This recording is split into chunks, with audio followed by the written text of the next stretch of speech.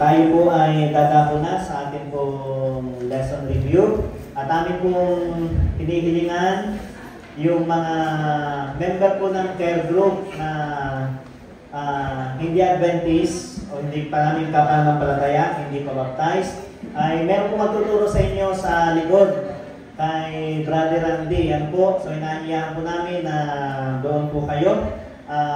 Kung sino pa po mga bisita ang na hindi Adventist, ang gusto po makasama doon ay pwede po kayo doon sumama sa likod. Ano po? Dito po sa loob ay para sa mga bagong mananampalataya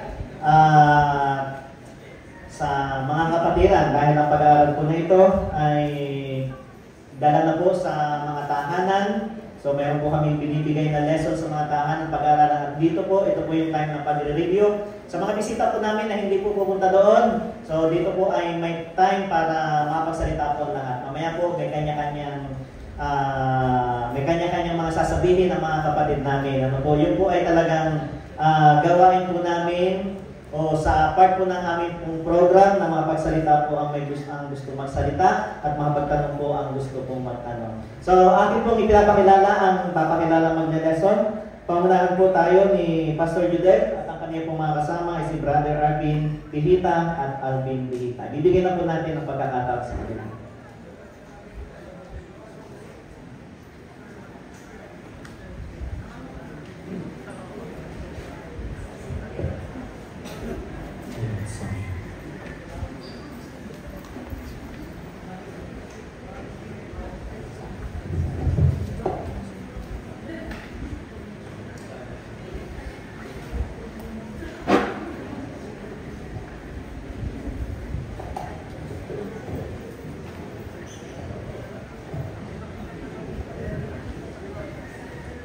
So, ayan po mga kapatid, happy Sabat po.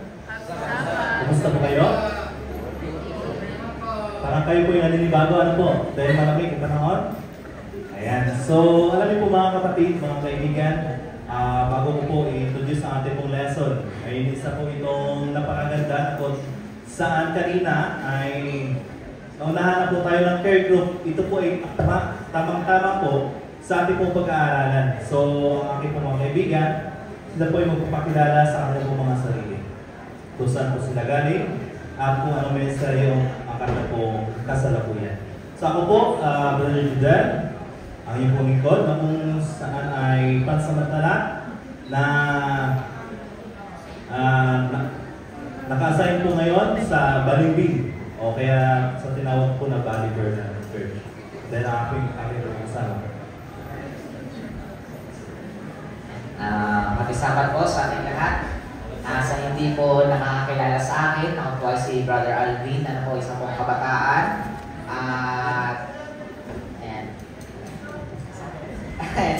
Sabi po nila kasama ko ito po yung ating mga bisita. Ano po.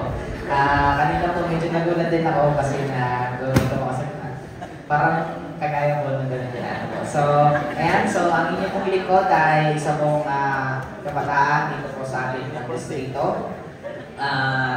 Kasama po na re-review po ng ating lesson.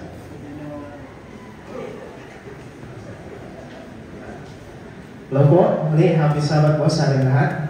Ako po si Brother Joseph. Ako po ay galing pa ng Mindoro at natawagan din po sa lugar po ito bilang isang lay workers. At ngayon po ay pansamantalang natigil po at ako po ay nag-aantay na lang ng panahon para po makabalik sa NDAC para magpatuloy po sa aking pong pag-aaral.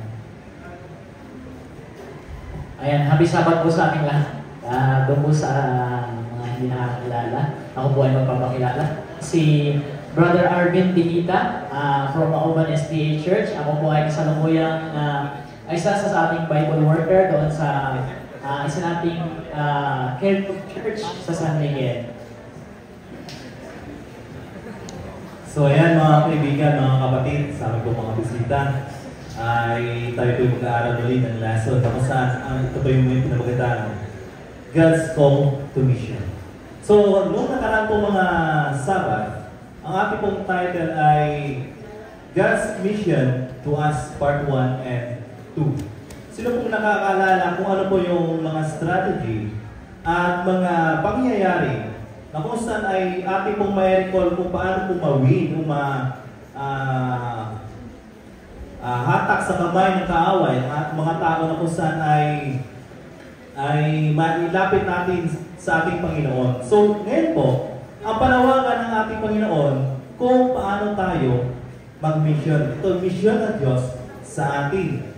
So, ito po ay meron pong nabanggit, kung inyo pong naalala, na dapat daw po unahin ang pag-mission sa ating pamilya. First, na dapat nating tingnan ay dapat nating unahin ang ating sariling pamilya. So may mga kaibigan, may mga pamilya po tayo na hindi pa talaga converted as a Seventh-day Adventist. So paano po natin sila mamimisyonan? Ano ang ating strategiya? So ito mga kaibigan ko po, meron pong mga kwento sa Biblia na pwede po natin itong ma-recall kung paano at ano ang karanasan po nila. Alam niyo po, titingnan po natin dito, may mga lingkod, tapat po sila, sumunod sa Panginoon, subalit, datapat, ngunit, may mga maling ginawang hakbang sila. Titingnan po natin. So, ako po ay nag-moderate naman, tatanungin ko po sila, sila po isasagot sa mga katanungan. Unang tanong, ganito po. Ano po ang kinalaman ng Tower of Babel sa panawagan ng Panginoon doon sa mga taong iyon? Ano ang kanilang ginawa? At ano ba ang pwede natin magawa? So, isagutin po yan ni Sir And maraming salamat, Pastor, sa iyong napakagandang tanungan po. So, bago po tayo dumiretso dun sa sagot natin sa katanungan, ano ang connection mo, ano yung makukuha po natin lesson dun sa kwento po ng story ni Babel. Ano po, kung papansinin po kasi natin, pagkatapos ng baha, yung lahi po ni Noah ay nagkaroon po ng kanya-kanyang pinuntahan yung mga anak po. At si Noah po ay namatay na po. Pero yung kanya pong mga anak na sumunod ay nagkaroon po sila ng paglalakbay kung saan lugar. At yung pong isang lahi ni Shem ay napunta po sila sa silangan at nakatagpo sila ng isang kapatagan na lugar. Na kung saan doon po sa kapatagan lugar na yun, nakaisip silang gumawa ng isang tore na tinatawag pong tore ng Babel. At inisip nila na baka gunawin ulit ng Diyos ang lupa sa pamamagitan ng tubig. Kaya po sila ay gumawa ng isang malaking tower na iniisip nila, dito sila lahat manirahan. At minais nila na ito pong tower ito ay umabot hanggang doon sa langit. Na kung saan nakita po ng ating Panginoong Diyos na hindi ito mabuti at hindi maganda. Ano po? So, bakit po kaya ito hindi naging mabuti at hindi naging maganda? Alam niyo po sa pag-aaral po ng ating leksyon, nabanggit po dito sa Genesis 11 verse 4, ang sabi po dito, at nagsipagsabi, halik kayo, magtayo tayo ng isang bayan natin at ng isang moob na may taluktok niyon ay aabot hanggang sa langit at magtataglay tayo sa isang ngalan, baka tayo'y mangalat sa ibabaw ng buong lupa. Kung papansinin po natin, sinabi nila na baka tayo'y mangalat sa ibabaw ng lupa. So, ibig sabihin po, ayaw nilang supilin ang lupa. Na kung ibabalik po natin ang kwento, ang sabi kay Eva at Adan ay susupilin ang lupa. Ngayon po, ano ang kinalaman naman nito sa panawagan po para sa pagmimisyon ng ating Panginoon? Isipin po natin, kapag ang tao po ay nanatili lamang sa isang lugar, hindi po kakalat ang kabalita ng Diyos. Kaya po, ang ginawa ng Panginoon para po sila ay hindi matuloy sa kanilang pinapala at dahil ito po'y alam ng Panginoon na ito'y makakasama sa kanila at magiging silang masama paglipas ng panahon, nagkaroon po ng iba't ibang lengguwahe. Para yung kanila pong pagkakaisa ay masiraan po. Pero kung papansinin po natin at pag-aaral natin ang lesson sa Tower of Babel, mapapansin po natin, meron silang magagandang points na pwede po natin magamit sa panahon ngayon. Nandun po yung meron silang pagkakaisa at same goal. May pagkakaisa sila habang binubuo nila yung kanilang nais. Meron silang isang goal na makagawa sila ng Torre ni Babel at aabot ito sa langit. Bagaman masama po yung kanilang nais sa kanilang puso, pero meron po silang pagkakaisa. Nasa panahon po natin ngayon bilang mga bayan ng Diyos, napakaganda pong tularan yung pagkakaisa nila na meron silang isang naisin at meron pong adhikain na ito naman po sa panahon natin ngayon ay yung pagpapakalat po na ating pong pabalik sa mundo. So ito po yung magandang leksyon na pwede po natin makuha sa kwento. So ayan, maraming salamat po, Brother Alvin. Dagdagan po mga kaibigan kapatid. Kung inyo po mapapansin, nasabi doon sa English, ang sabi doon ay, and they said, go let us build. Kung inyo pong makikita po doon, sa kanila pong sarili, lamang sila nagtitiwala hindi sa Diyos. Unang punto. Nakakaisa sila, pero sa kanilang pansarili lamang. So, ito po yung isa sa mga punto kung bakit Tower of Babel ay binigyan po natin ito ng kahalagahan. Ano po ang ginawa nila? Maganda naman talaga nagkakaisa. Isang lingwahe. Subalit, sila po ay mali ang pananaw. Hindi yung pananaw ng Diyos. May tanong po ako mga kapatid. Ano po ang mission natin? Po? Dalhin ang pabalita sa buong mundo. Dalhin ang pabalita sa buong mundo. Tama po. Our mission is God's mission. Hindi po yung ating mission. Taga yung mission ng Panginoon. Tama po yung sagot ni kapatid. Hindi ko po mamaya po. Okay? Okay, pangalawa. Ito po. Pangalawang katanungan. So, dadalaw naman po tayo sa buhay ni Abraham. Actually, kanina, na pakinggan ko po ito sa kwento na kung saan isa sa mga kapatid natin na share. So, ayon po sa kwento ni Abraham, ano ang mga bagay na kanyang ginawa naman? Kung saan ay lingid sa ating kalaman, siya po ay tinawagan ng Panginoon. Without hesitation, siya ay umalis kasama ang kanyang may bahay. Iwan niya ang kanyang lupain, mga alaga, na kung saan makikita natin ang prosperity, kayamanan iwan niya. Sinunod niya lang ang Panginoon. Subalit, may makikita tayo dito na kanyang ginawa at ibibigay naman po ni Pastor Joseph ang bagay nito. Ayan. Salamat po sa tanong, Pastor Judan. Napakaganda po. Kung ating po papansinin sa aklat po ng Hebrew, sabi niya, by faith, Abraham obeyed when he was called to go out to a place that he was to receive as an inheritance, and he went out not knowing where he was going.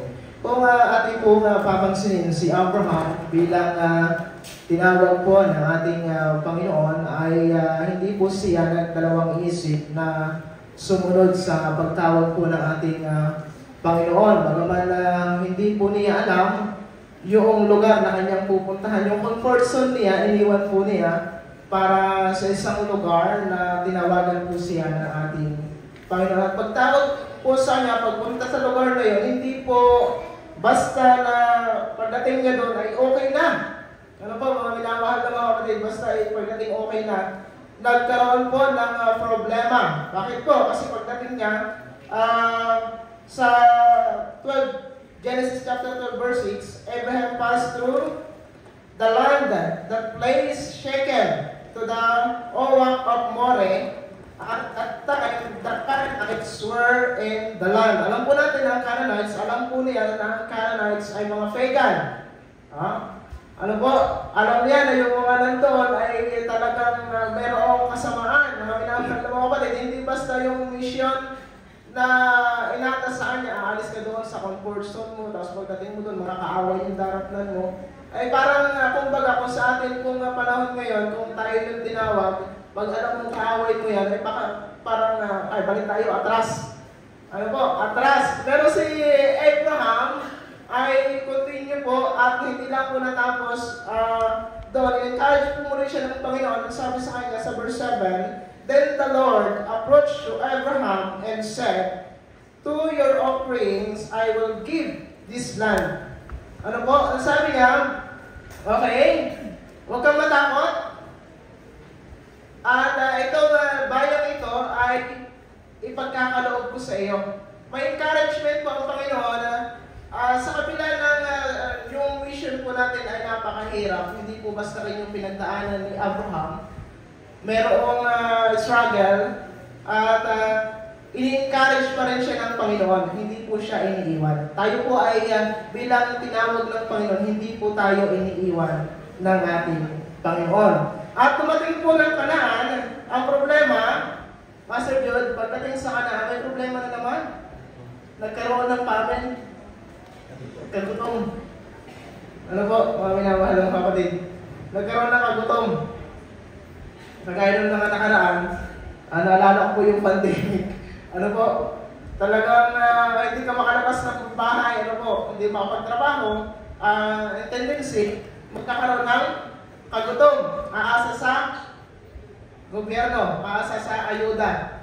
Ay kung tayo yung reklamador, ano po, mga minamahal ng mga kapatid, ano, si Abraham ay sa kabila po ng at nangyari, punta po siya ng sampung lugar. Egypto o sa Egypt, at pagdating po sa Egypt, doon na po nagkaroon ng isang problema. Dahil si Sarah, alam po natin, na sa mga tala ay talagang napakaganda. Napakaganda. Mabilis paakit ang isang lalaki sa isang maganda. Ano po? At ang sabi ni Abraham, kinausap ko kay Sarah ba? Dahil tayo ay mag-asawa, pakilala mo pagdating doon. Doon pa lang sila sa bungan. Pagdating, huwag ka magpakilala ang asawa ko. Kapatid ang ipakilala mo. At baka pagdating natin doon ay ang mangyari, patayin ako, kuhanin ka. Di ba? Ganun ang problema. Parang nalimutan niya na yung pangako ng Panginoon. Minamahal lang ako dahil mayroon siyang kinaharap na isang problema, yun yung tinatawag na pagharap sa isang kamatayan kung sakaling makursunadahan yung kanyang asawa. Okay? Ang sabi niya, at ang nangyari ay ganoon nga po yung ginawa ni Sarah. Mga minamahal na mga kapatid, at sa tulong pa rin ng Panginoon sa kabila ng pagkalimot ni Abraham sa pangako ng Panginoon sa kanya, hindi po pinabayaan ng Diyos si Sarah. Kinausap ng Diyos yung hari ng Egypt. Okay? Si Pero, kinausap, at sabi ay yung asawa nito, ay asawa ni Abraham, huwag mo yung gagalawin. Okay? At nagkaroon po ng sumpa, mga minamahal. Pag tayo po pala mga minamahal, kasi ang utos sa kanya, ang utos kay Abraham, kung saan ka pumunta kapag pinagpala ka, pagpapalain mo siya. It's a blessing. Mga minamahal na kapatid, kaya pag tayo inatasan ng Panginoon, it's a blessing sa isang lugar, mga minamahal na kapatid. Tayo yung blessing. Kasi yung blessing ng Panginoon na sa atin, pwedeng ma-adapt nila. Ano po mga minamahal? Kaya dun sa struggle na kanya mong pinagdaanan, bagaman nagkaroon ng problema, nagkaroon ng parang nawala ng tiwala si Abraham, nagkaroon ng parang pagsisinungaling si Abraham, hindi pa rin po sila iniwan ng Panginoon. Tanungin niyo po ang mga missionary, ang mga pastor, kung mahirap ang trabaho. Wala pong magsasabing madali ang trabaho ng pagiging isang missionary. Mga minamahal mo. Meron pong struggle.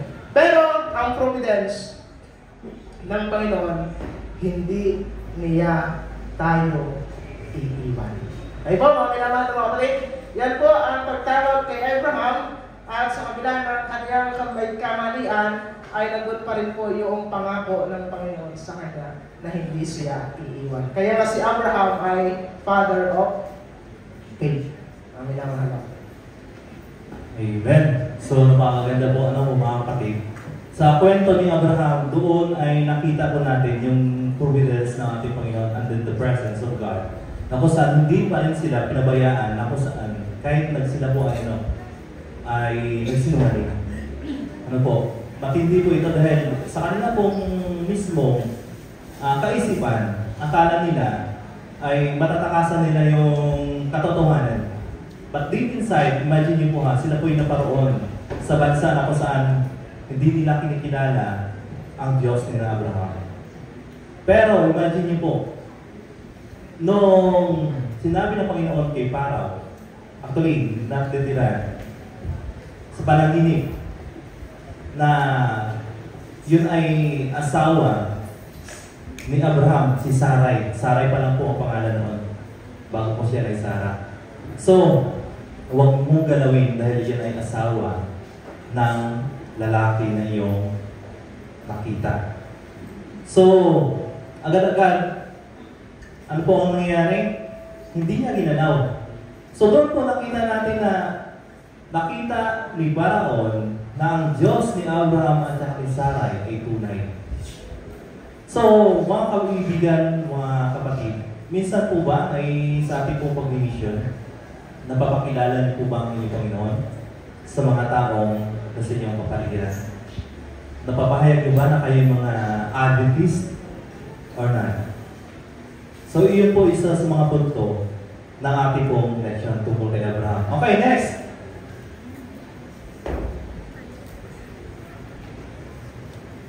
Mga kaibigan, mga kapatid, kung meron po kayong katanungan mamaya, ay meron po tayong oras para sa inyo po mga katanungan.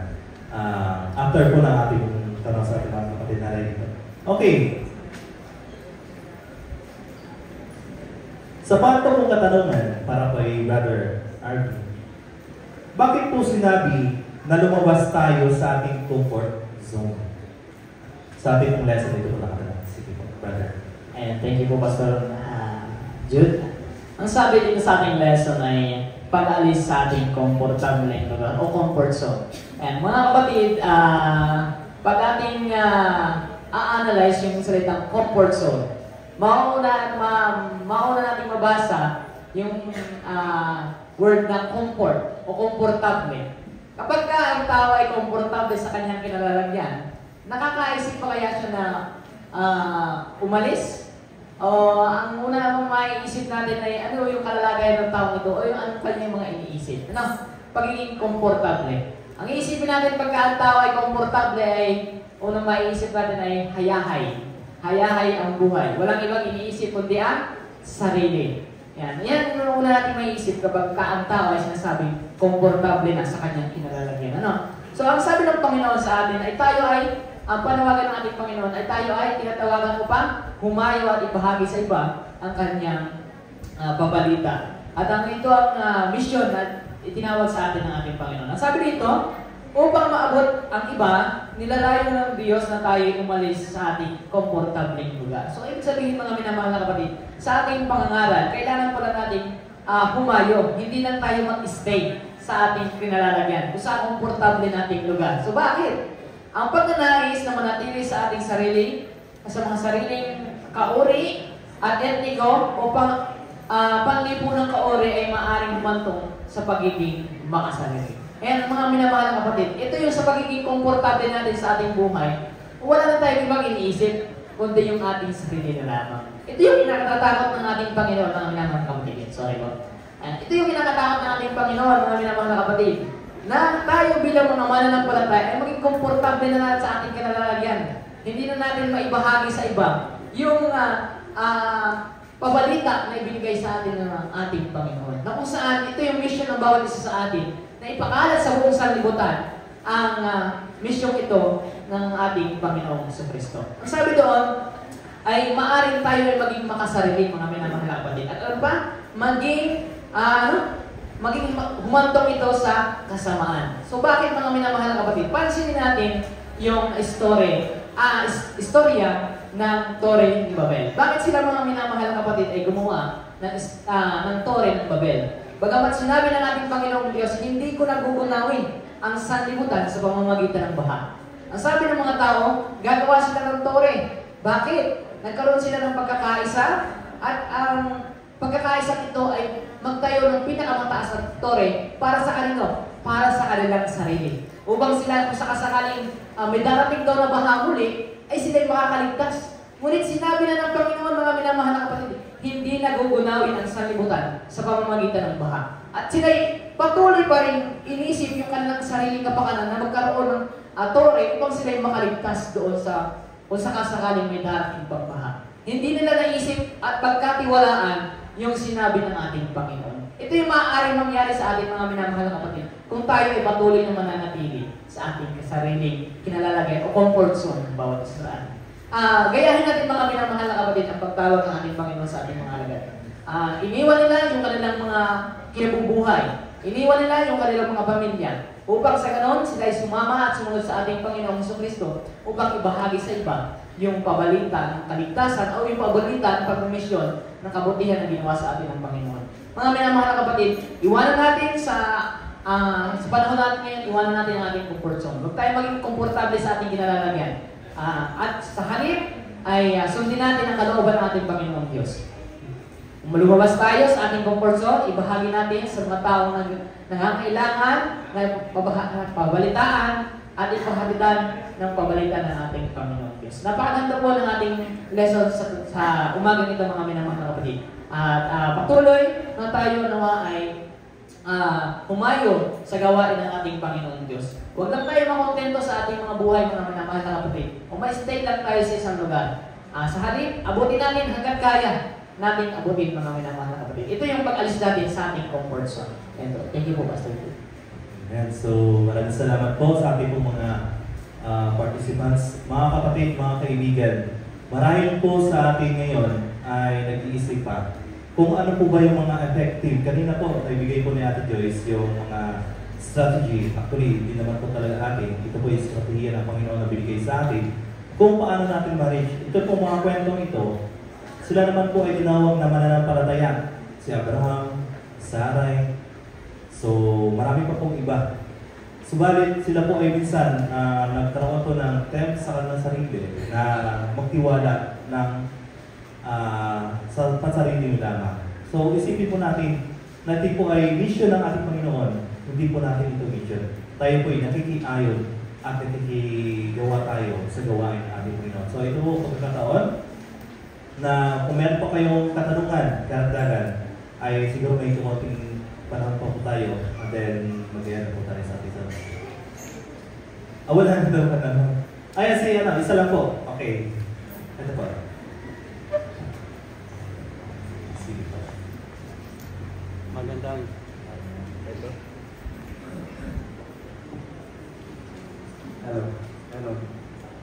Sound? Magandang umaga po. Brother Jude. Yes po. Marami pang mga bagay sana kaya lang yung oras ay nakabuti. Alam niyo po yung talatang sa Aluhin, ito ay magbibigay sa atin ng idea kung paano yung strategy. Yes. No? Ang sabi doon, gagawin ko kayong mga saksi ko pagdating sa inyo ng banal na Espiritu. Sa Jerusalem, Judea. baka yun ay comfort zone nyo. Judea, baka yun ang comfort zone nyo. Samaria, baka yun ang comfort zone nyo. Hanggang sa kaduluduluhang bahagi ng lupa. Ibig sabihin, yung mission ng ating Panginoon, hindi lang doon. Ano? Yung pong Babylon ay kabuluhan ang ibig sabihin yan. Opo. Makasarili sila. Yung tower na yon ay para lang sa sarili nila. Kaya ang Diyos lang, kahit sila ay bumabalik kayo, tignan natin sila, hindi natin makokontrol yan. Guluhin natin sila. Yun ang strategy ng Panginoon para umalat. Nagkalat sila kasi hindi na sila nagkaintindihan. Kaya maganda rin po yung nangyari sapagkat ginulos sila ng Diyos at ang pabalita ay nadadala sa buong sanglibutan. Kaya mga kapatid, kahit pa po naman ang mga alagad, tinawag din sila ng Panginoon. Pero ang kanilang isipan ay exclusive lang sa kanila. Wala silang iniisip na baka sila dapat pang humayong mabuti na lang. Ang Panginoon ay nag-intervene na naman. Sa pamagitan ni Pedro, na sabi niya ay, hindi Panginoon, ang nilinis ng Diyos ay huwag ipalagay na marumi. Ang ibig sabihin nun, mga tao sa buong sanlibutan, masama at mabuti, na dapat ipabalita natin ang Ebanghelyo. Kaya mga kapatid, ang Diyos ay merong talagang panukala na pabalitang ito ay lahat ng tao ay mapaabutan ng pabalita. At ito po ang mission niya, ito rin ang mission po natin. Amen. So, maraming salamat po. At yun nga po ang isa sa napakaganda na ang Panginoon mismo ay nag-i-intervene. Siya pong gumagawa ng paraan. So once again, happy Sabbath po and blessed. Bigdala ko na sa ating pong process sa Sabbath School.